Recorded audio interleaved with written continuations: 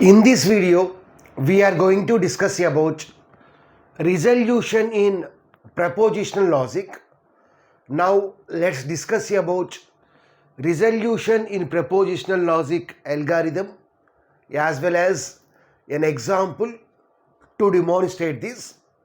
First, let's see the algorithm. Totally, we have 3 steps.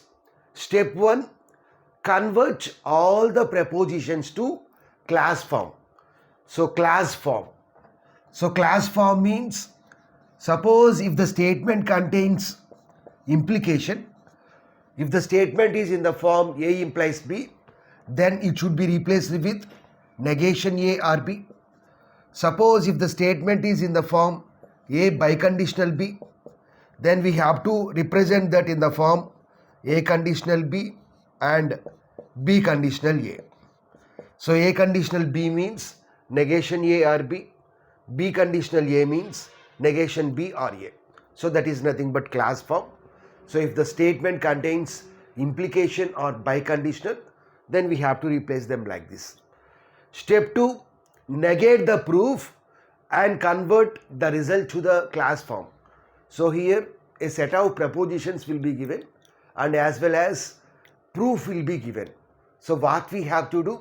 We have to negate the result and convert the corresponding result to the class form. Step 3, repeat until a contradiction is found. Repeat until a contradiction is found. So here totally we have 3 steps, 3A, 3B, 3C. A, select 2 classes. One class contains a literal L and another class contains a literal negation L. Call these as the parent classes. So let the first class, let we have 2 classes like this, A or B. Let the first class contains A or B. We have 2 literals such as A, B. Then second class should contain either negation A or negation B. Let second class contains negation A or B. So now we can select these 2 classes. Why? Because one class contains A, another class contains negation A. So this is nothing but L, this is nothing but negation L. So that is the point. B, resolve them together. The resulting class is called as resolvent, will be the disjunction of the literals present in L and negation L. So here what is L here? Here one class is A or B, another class is negation A or B. Now we have to resolve these 2 classes. So here we have A, here we have negation A. So we can cancel A negation A. This is called as the resolvent. The resolvent will be the disjunction of the remaining literals present in both the classes. So here we have B. Disjunction means OR operation. So here also the remaining one is negation A is cancelled, B. So this is called as resolvent. So likewise we have to do the procedure. C, if the resolvent is empty. So if this is, we have to perform the repetition until the resolvent is empty. If the resolvent is empty, then we can say that contradiction is found. So we can stop the procedure. So this is about resolution in propositional logic algorithm. Now let's see an example problem. Now let's see the example. Consider the following propositions or axioms. The first proposition is P. Second one is P and Q implies R. Third one is S or T implies Q. And the fourth one is T. Here we have to prove that R is true. So first we have to convert all the propositions into class forms. Here the statement contains implication. So we have to apply the formula A implies B equal to negation A or B. If it is in De Morgan's form, so that means if it is in the form negation of A or B, then the formula is negation of A or B equal to negation A and negation B. Negation A or B equal to negation A and negation B.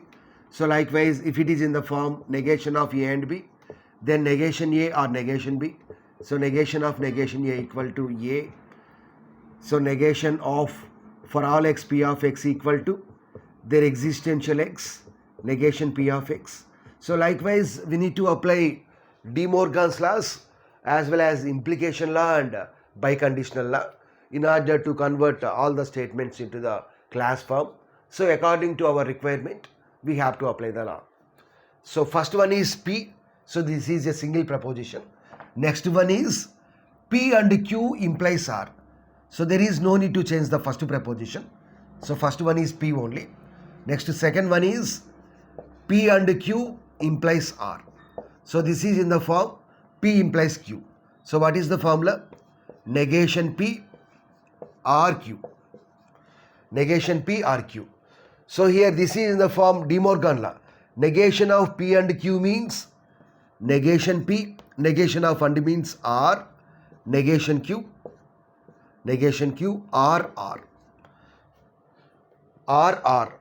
So here we have R, here also we have R. So there is no need to apply any distributive law. Why? Because both are same symbols only. So this is our second proposition. First one is P, second one is this one. Let's see the third one. S or T implies Q. Let this is P, this is Q. So P implies Q means negation P R Q. Negation P R Q. So negation of P R Q. So we can apply the De Morgan law. Negation yes, negation of R means and, negation T R Q. Here we have and operator, here we have R operator. So different symbols. So we can apply the distributive law. A and B are C means A are C and B are C. A means here negation yes, R Q, A R C and B R C. So negation T R Q. Negation yes, R Q and negation T R Q. So here we have and operator. So now we can treat this as one proposition and this as another proposition. So now this is second proposition. So we can write as 3A equal to negation yes R Q. We can take this as one proposition and this as another proposition. Negation T R Q as another proposition. Okay. This is one literal. So this is one proposition, negation S R Q. Negation T R Q is another proposition. Next fourth one is T. Now we have to prove that R is true. The first step is over. What is the first step in resolution preposition algorithm? Convert all the statements into the class form. Yes, conversion is over. Second step, negate the proof and convert the result to the class form. Here what is the proof? R. Negate the proof, negation R, and convert the result to class form. So already this is in the class form only. So next we have to select two classes. One class should contain L, another class should contain negation L. Here we have negation R. So now we have to select another parent class in such a way that it should contain R. It should contain R. So here if you see here, only the second preposition contains R. Only the second preposition contains R. So let us select the second one. So negation P, R, negation Q, R, R. So we can eliminate this parenthesis. There is no problem. Negation P or negation Q or R. So negation R and R. It will be cancelled. Negation R and R. The resultant will be the disjunction of the literals. Here there are no literals in this class, but here we have literals. Let us write those. So negation P or negation Q. Negation P or negation Q. So here we have negation P, negation Q.